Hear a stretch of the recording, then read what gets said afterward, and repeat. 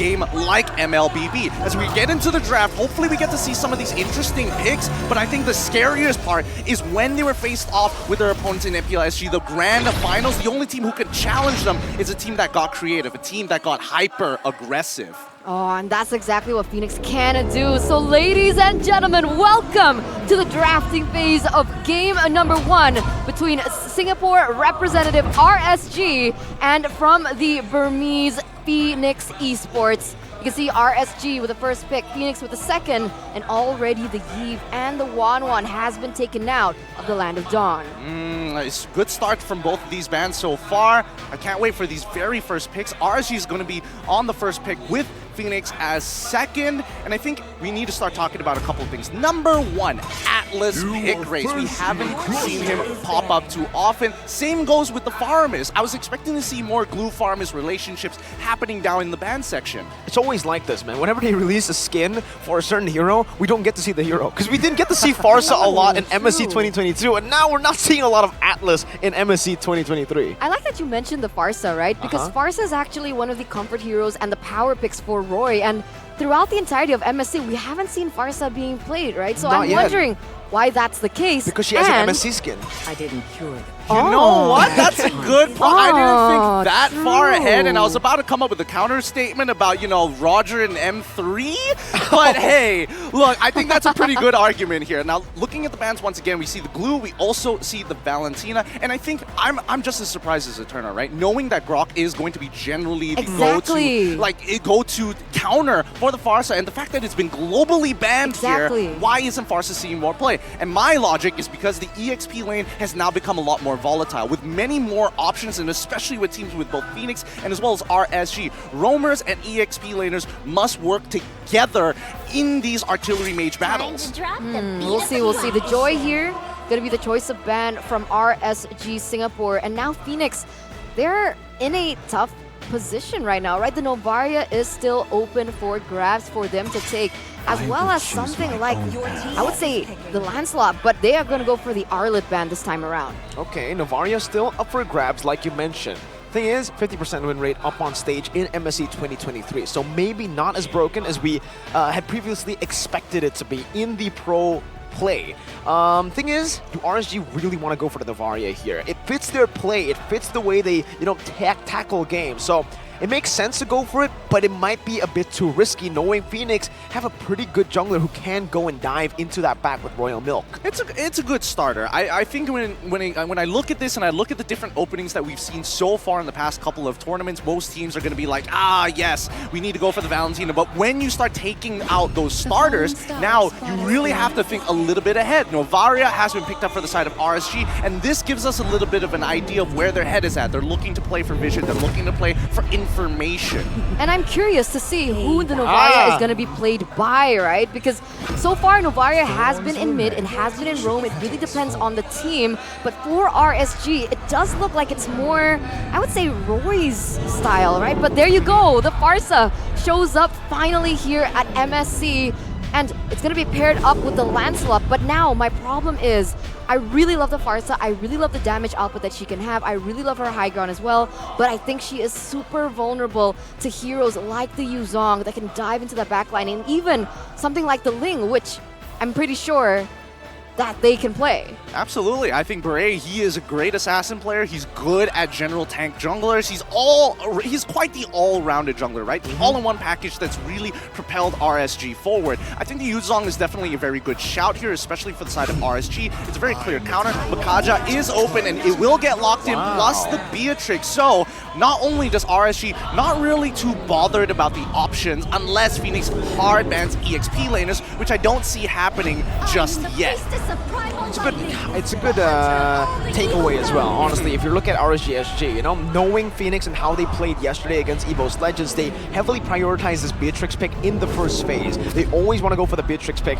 Right now, the perfect instigator, Lucian QD has a 100% win rate with Kaja, 7 games, Lolita and Kufra. So this man is an absolute unit once he gets those comfort heroes. And with the Kaja paired up with a Beatrix, there's some good burst damage. You can pick off anyone and get them out of there quick.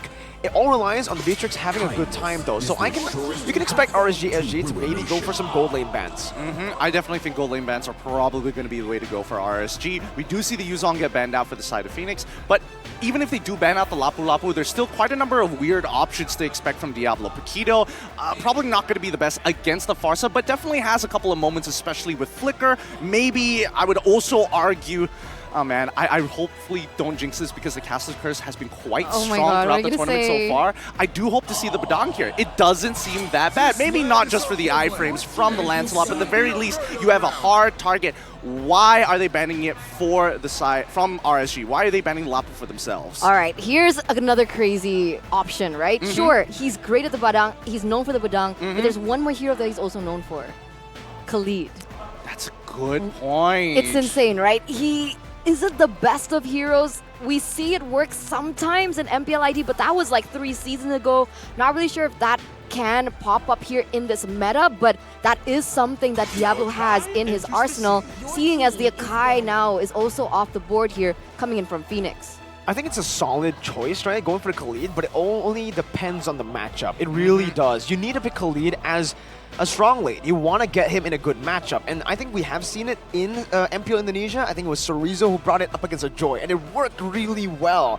And now with the Joy banned, we have to see what Fenix goes for, because they can very well just leave that XP lane as the final pick to stop RSG from having Diablo pick up any crazy, hero that can go to the XP lane. But you're right, they are really setting up for that, unique XP pick. Yeah, I love it. I love it a lot because RSG, they're thinking ahead of time. They know for a fact that if they're going to deal with Royal Mid, let's take out a couple of options that he has and force him onto this Uranus, which is perfect if we do see this setup coming in from Khalid, right? You have the Raging Sandstorm that can almost immediately force the reposition from that Farsa. But the jungle, there you go. Yeah, there we go. You called it, Eterna, right off the bat. Man, I did not expect this. So they're going to go for the Fredrin, the Khalid, and now Fenix, they're going to hit it off with a carry. What do we think about this, Gideon? I think carry's going to be a little short range. I do think that she's going to struggle a little bit overall, especially when it's going to be up against a Beatrix. The siege composition coming in from the side of RSG looks kind of good. I'm siding a little bit more towards RSG, but I will say, Fenix, they've got a lot of outplay potential. Yeah. I don't know what's up in Singapore, but it's 49% to RSG, so more Singaporeans voted for Fenix. Yeah, it's not even a 50-50. It's a 49 to their own team. What's going on here? I don't know, Singaporeans, where the support? What's their hashtag? Is it hashtag Sport Pride? No? No, that's What is Indo it? Pride. No. There's no equivalent from like Indo Pride? I know Malaysia Boleh. Okay, what's Singapore's? SG loud, SG proud. All right, it can work. Could definitely work, but I guess it shows that they're very realistic, right? They understand that the performances from the SG teams haven't been too convincing in the previous international tournaments, but it's time right now for RSG SG to turn the tide and to answer to the doubters. Ladies and gentlemen, welcome to Land of Dawn for game number 1 of match number 2. Interesting series that we're going to have here, ladies and gentlemen. And face value, right now we see that the Diablo has opted for the Master of Assassin emblem. Yep, he needs to be able to move out of this lane first. He needs to be able to dominate this lane. Again, Festival of Blood probably would have been ideal just to kind of sustain it a little bit longer. But keep in mind, if Diablo catches literally anybody, it's do or die. It's either he dies or you die. No in between. All right. We do have a few moments here. Earlier on, nothing too fancy just yet in terms of that items, but even here you can see that both of these junglers very aggressive here in that mid side. Both want the Lethal Wanderer, but it's gonna go to RSG. Now, if we look around the map, right, we have to keep in mind that in these early stages, Diablo just needs to be isolated. Even Roy is coming in to make his job even harder. Notice on the opposite side of the map, the coverage that RSG have right now is keeping Fenix in check. Okay, Benny needs to be very careful though. Oh, that's a good trade. Oh, he's gonna be able to flick around. That's one more hit! Lucian Cutie, the double dual mid combo, able to roam around the map, and like we mentioned, actually foreshadowed it a bit, that trio mid really is shining here. Wowie, Benny goes down there earlier on, and that's gonna hurt him in the long run, right? The carry and the Beatrix matchup is already so difficult for the carry, and now he has 1 kill point on to Oki. It's not the most ideal here for Fenix in the early stage of the game. It really isn't. But on the opposite side, at least Diablo recognizes that this could be potentially dangerous. So he's just waiting to get near level 4. Okay, waiting for it, but the airstrike does come down, but Diablo is able to just surf out of there right now as Feiyan is on the turtle. Diablo's going to be first to help him out, jumping in now on the damage, and Bray with a brilliant retribution secures it for his team. The taunt coming down, and also the Raging Sandstorm. Say goodbye to Jex. He's going to be out as well. RSG, complete control. Well played. You know, they're counting the resources that Fenix actually dedicate. The fact that the Feather Airstrike was actually used on that top side rather than just controlling the area of the turtle, making it a little difficult for them for the reclamation. Oh, Feiyan still got that in the end. But look at bot side. The amount of pressure just farming this gold plating. Man, RSG, they're being very aggressive here in the early game, and that's incredible. That development in their gameplay that we're seeing, and it's giving Fenix a little bit of a hard time. However, they still need to be careful because we saw Fenix struggle in the early game to that mid game, and they know they can stay patient. They can still stay disciplined enough to come back in the game. So RSG, they really need to think about this as well. Yeah, the next interaction here, we know for a fact that Fenix can scale, right? With the Farson and the carry, that's going to be more than enough. Royal Milk, right now, he's not going to have a fun time. But later on, it's going to be quite the struggle, right? Because the only people who can really deal with him is literally just Oki. Everybody else has to hit him multiple times, and half the time it's just wasted damage. And if we take a look at the winning lanes, right, the way RSG SG have drafted for themselves, it makes sense as to why they actually have this early game lead. It's all about how they utilize this early game lead to snowball and to take control of the mid game, because Fenix can very well just come back with one good team fight. I think one of their strengths right now is they're able to open up the map really well, so they're kind of already neutralizing that pick-off threat that Jex can put on them. That's why I'm thinking, wait, hold on. Just as I say it, man, the caster curse absolutely on par. Wow. But RSG, man, I don't know what to say. They're just clean with it. That response was almost instantaneous, and guess what? The only one at threat was the roamer, so it was all good. Yeah, I mean, RSG's timings right now are so very good. Instantly, they try to capitalize on that top side. Retry. No retry, even better. This is so cold, so calculated from RSG. It's beautiful, and now they're actually at a disadvantage here. Will they be able to get something out of it, though? Raging Storm coming down. Retribution free for Bray. Royal Milk getting chunked low. But yes, wow. It's just efficiency. It's Singaporean efficiency. The timing, it's been insane. They're able to just time it so perfectly. They get another objective there in the bottom side, and they're just winning it out on all fronts. It's crazy to think that Singapore, a small island on the south side of Malaysia, thinking that, like, wow, they're a small region, there's nothing to worry about. But give them space, give them a lot of land to work with, and they'll control the entire map and turn it into their own. It's super dangerous. And Fenix right now, if they're looking for a way to kind of spearhead and trying to push them back, I think they have to look at Bray. Okay, well, Bray is getting looked at right now, getting targeted down, but he's able to actually escape, and the Divine Judgment locks Jex down for a bit. Oki unable to take him out. Brilliant.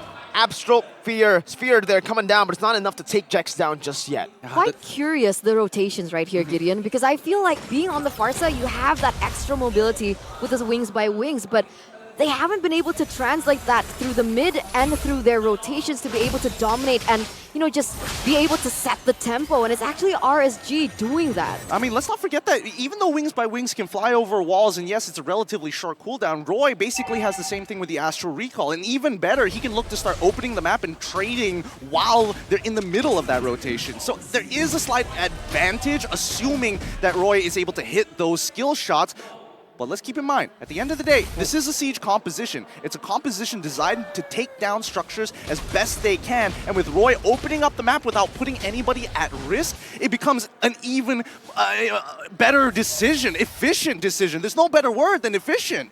There really is no better word than efficient right now to put into words how RSG is taking or tackling this game. They've actually been able to take down the bottom lane turret as well, and like I said earlier, that range advantage is really giving them such a good time to prevent Jex from doing anything on the map. They've neutralized what made Fenix such a threat yesterday, and now with the Flicker Divine Judgment, he also enables Passion onto Royal Milk. It should still be fine. Oki's now caught though, he flickers out of there, that's going to the puncture and a Thorn Rose, dealing out some bit of damage. Oki's going to fall, but Diablo now comes down with a Flicker to find the kill back onto Feiyan. Feiyan. 1-for-1. They don't have a jungler. Fenix, what do? It seems like they still want to stay along the side of the turtle, but they will be forced out of it right now. With no retreat, they will not be able to contest. The setup from RSG just has been so impeccable, right? Oki going in for that snipe, trying to just force Jex to recall in the moment where they're going for a 5v5, trying to make things a little bit more unbalanced for Fenix.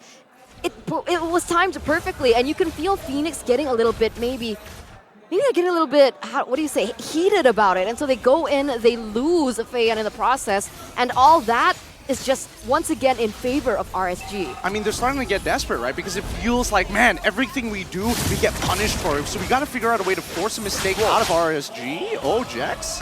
They're going in again. Jex not given the time at all. For the airstrike for the pop, but Bray just takes everything in. Divine Judgment locks him down, and Bray picks up the kill. Wow, this is just, again, cool, calm, and calculated, but all battle spells are on cooldown as of yet for the side of RSG. But without big ultimates coming out from Fenix, we see a lot of the issues start to show, and especially coming in from Jex. It's really hard for him to open up the map. Royal Milk, I would assume, is going to be okay, but when that wave starts crashing down, I don't see any support. Good luck, Royal Milk. It's either you give this up or try your best. Try your best. That's the route he's taking right now, right? I mean, he's not even going to try to actually defend that turret. He knows it's a lost cause, and he knows that the single target damage coming from RSG is a bit too much to deal with. Diablo, such a menace on this Khalid, that oppressiveness in lane, and all the way here as well. And this is just unfair, right? Fenix are severely outranged. You gotta give props to the draft from RSG. Yeah, just look at where Roy is just launching these projectiles from the Astral Recall, right? The way that he's checking these brushes are it's very methodical, right? One by one. Check the river brush, and next stop, you go deeper into the enemy jungle. Wow, but look at this, Bray. Abraser, the flawless Abraser. Shout out to our script writers, man. Wow, 100% win rate on the Frederick, and he's played it, what was that, 11 times, 10 times? 11 times. I mean, That's they're a lot. champions. These guys are champions. Everybody's going to have some hero that has 100% win rate.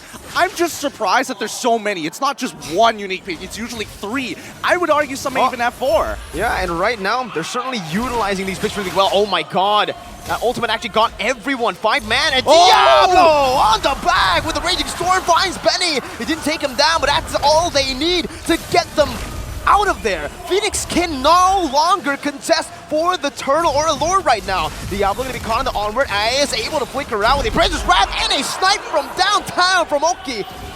Takes Jex down. That's another Astral Sphere placed down by Roy. They're really just zoning Fenix away. Feiyan looking for it, but it's not going to be able to find it. Punctures in, but is forced back instantaneously. Oh my goodness. A beautiful save coming in from Jex. He saves Benny's life, gives his life, but unfortunately the rest of the members, they immediately lose confidence in this. You can definitely tell that Feiyan is struggling to find the space, the little cracks in between the defense of RSG, especially during these Lord fights to get in on the Lord. I just love the combo coming in from Roy and Diablo, right? And maybe that's why Diablo went for the Master of Assassin emblem. He's trying to utilize that to be able to get into the backline, take Benny down, and it's working so well because of the vision that is being provided by Roy and her ultimate. So it's working really well with one another. They're coinciding perfectly as he tries to go in once again, but I don't think this is a fight that he should take so far.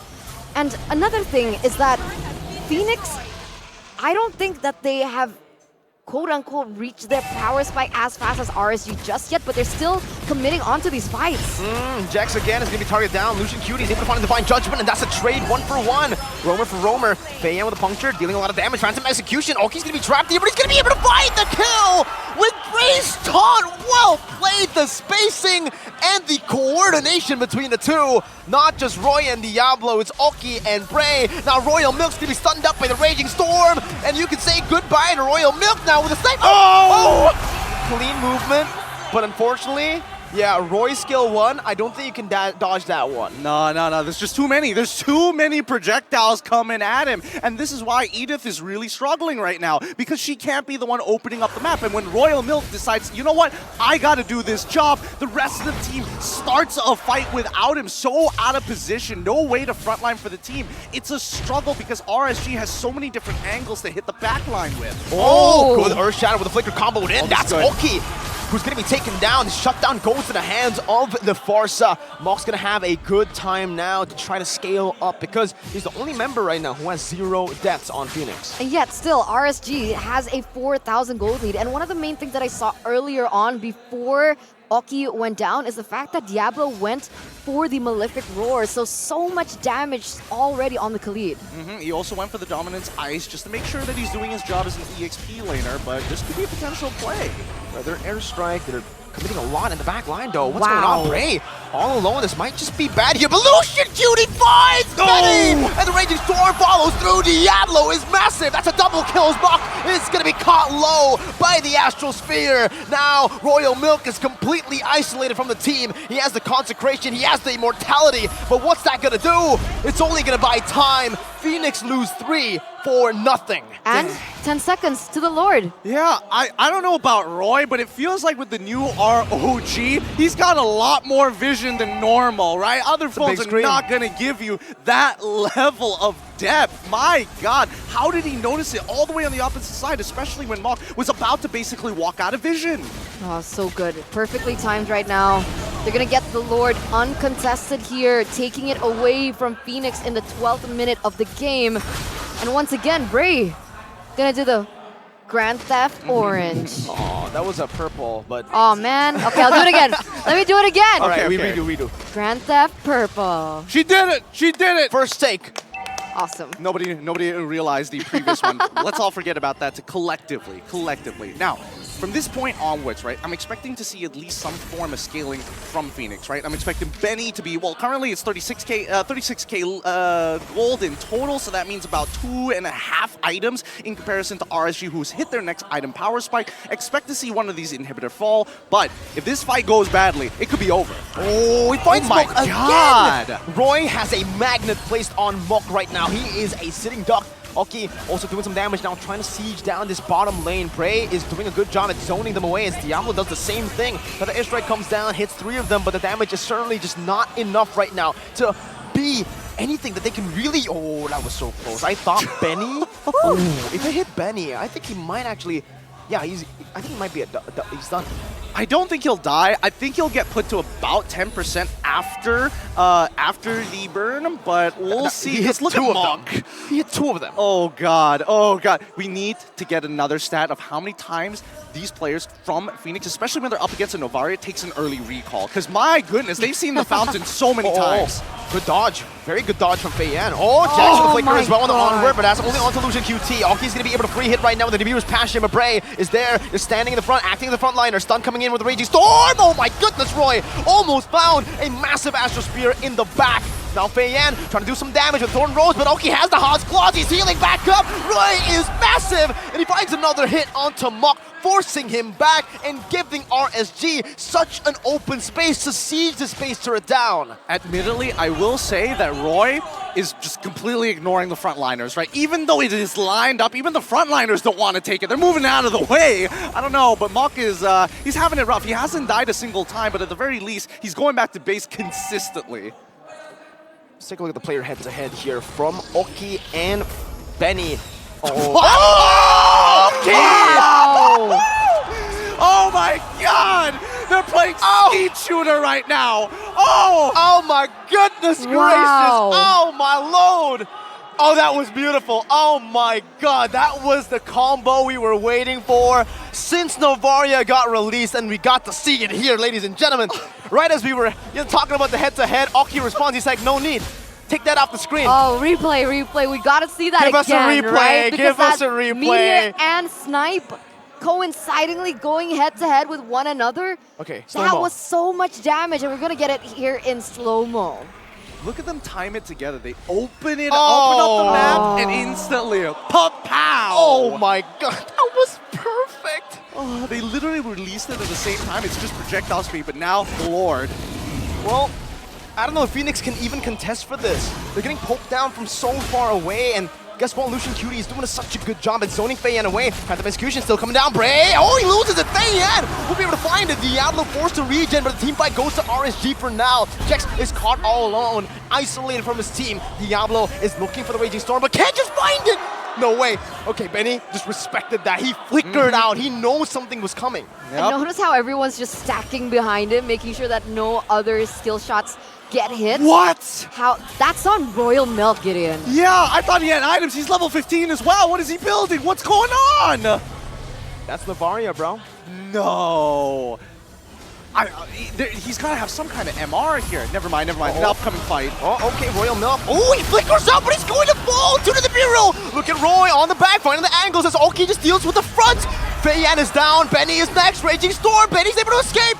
1 HP. Oh, my goodness, Roy. Once again with a snipe from downtown. RSG, they are not just winning. They are making a statement with game number 1. Now it's going to be the mini waves. They're waiting for it. Fenix are desperately trying to cling on to just the clear that they have, and Mach is continuously just getting bursted down. 20 seconds on Feiyan. Will they be able to do it? Royal Milk trying to do what he can right now. Defender's Rage will lock him down with Divine Judgment. Mach in the back, going to be targeted down by Diablo, who is ultimately going to fall, but with 3 mini waves crashing down, Singapore have risen. Kings of SG MLBB strike first in this best of 3 against their Burmese respectives. But wow, what a game by RSG Slate. Even from that early game, they were already very oppressive when it came down to those rotations. They hit their power spike, and things just went so badly for Fenix after. That was a disgusting game. I know we were like, okay, some of these matches are going to be a wash, Echo versus Evo, but this one I think takes the cake. Not even an opportunity to come back. And when you think, when Feiyan takes that Lord, yes, this could be it. No, RSG do not let them escape freely. They take heads on spikes before they get back to their base. If we're judging it just based on game number 1, RSG is the best team in this group. Evo struggled against Fenix. This was a one-sided stomp. This is, I don't know what to say anymore, right? Like, I'm trying to figure out a way, how do you analyze that? Maybe just don't get hit by a skill shot, right? Like, what can I say about this? Just dodge, bro. Just dodge, bro. And like, again, those spheres, they don't hit easily. No. It's not an easy skill to hit, and yet I want to know like his percentage rate on how many times he got that compared, and plus in combo with those snipes that landed as well from the Beatrix. That was a sight to behold, and that is damage. A new combo perhaps coming forward in MSC.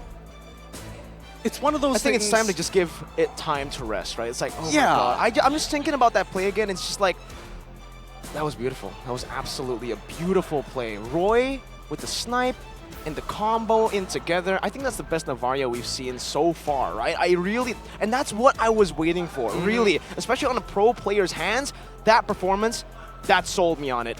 Novaria's broken. You just need to be good enough. You just need to hit it at max range all the time, and that's something that Roy was able to consistently do. But, you know, speaking of which, I saw Novaria get put in ever since it became legal for tournament rooms through SBS, and I thought maybe one day somebody's going to land this combo. We saw many different variations, but unfortunately, I think this has to be one of the cleanest ones we've seen so far, and I think it's only going to get better from here on out. What I will say, though, is that not only were the skill shots utilized very, very well, and they hit the right places at the right time, but the fact that it opens up the map, and especially when you're double checking those buffs, double checking 2 bushes at once depending on your position, then you have more than enough information to make the smarter choices in your own macro gameplay.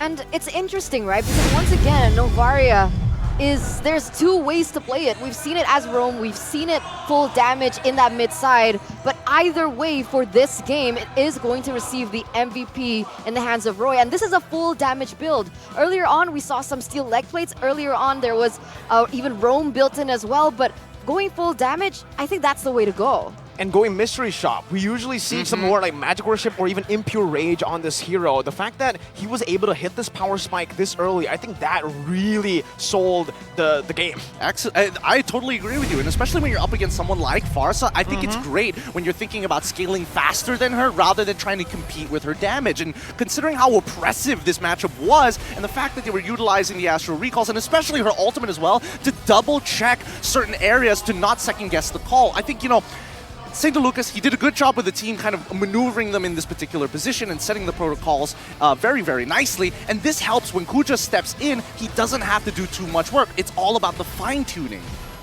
Again, I'm waiting for that moment again. I just really want to watch it again. We already got a slow-mo clip of it, but Oh, here it is. Ooh. Oh, you know what? It was the ultimate as well. That bigger hitbox, that it was amazing. It's a sight to behold, And here, right? Oh my, Roy, stop, Roy. No. One more time. Just one more for the crowd. All right, there you go. Oh, he hit Jax. Oh, but it's nasty, right? Like, I feel like if we had to calculate the number of times Mok got hit by the Astral Recall and he had to recall on top of that, man, then I'm realizing the names now is very coinciding. Astral Recall forcing you to recall. Yeah. Mobile Legends, Munton, we said what you did there. And it also stops recall. It also does as well. I mean, there's too many things to really keep in mind. They really do hate recalls, but the draft was great from the side of RSG. Coach Kuja did a great job here. Fenix, you can definitely see the bigger picture not actually coming together, especially with the Edith pick. If you look at the items, nothing too out of the ordinary, and even when we look at Lucian QT, he's greening out. He's like, okay, I just have to worry about Farsa. I'm going to get a fleeting time as early as I possibly can and continue the oppression. I don't know why, but I feel like Fenix Esports, I think they underestimated the backline of RSG, right? I mean, from their draft, there was only, okay, you could say Lancelot, but Edith was the one who should have been able to do that. But I don't know, going Edith, it feels 50-50. Are you going for damage or are you going for CC? If CC, maybe not Edith. Yeah, I think also to add on to that, I really feel like Fenix didn't really care too much about those winning lanes because they picked up the Uranus first. I thought it's to set up Benny for a proper winning matchup, but they picked up Carry into a Beatrix as a last pick. Yep, I totally agree with you there. I think when it comes down to identifying what is your strong and weak side, it became very difficult considering that RSG was kind of splitting up their forces and making sure that all the movements were either known or were stopped before it even began. And I think that's the great thing about Novaria, right? Getting that information allows you to do that, but also Diablo on this Khalid pick wins out his lane no problem, makes it not only difficult for Mox to actually pop that feathered airstrike comfortably, but more importantly, just the quick follow-up of people who've been caught. Benny, for an example, Jex, even if he gets hit by the Divine Judgment, at least you don't have to just rely on Oki to finish off the kill. 3 winning lanes, essentially, is what they had to play with. And again, it just shows 20-5. They were able to completely snowball. We were concerned a bit, right? Late game, Fenix, or not even late game, mid game is where Fenix actually find their